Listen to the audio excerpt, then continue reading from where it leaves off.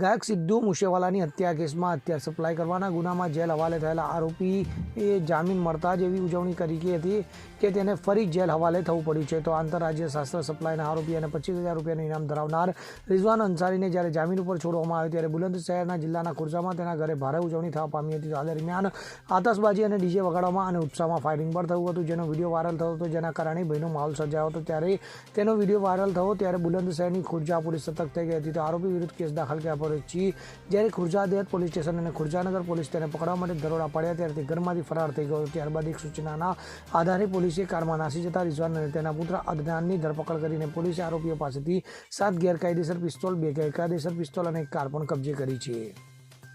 Bureau report CN24 news. હવે જુઓ દેશ દુનિયાની તમામ ખબરો તમારી આંગળીના ટેરવે. ઉઠાવો મોબાઈલ અને Google Play Store પરથી ડાઉનલોડ કરો અમારી CN24 ન્યૂઝ મોબાઈલ એપ.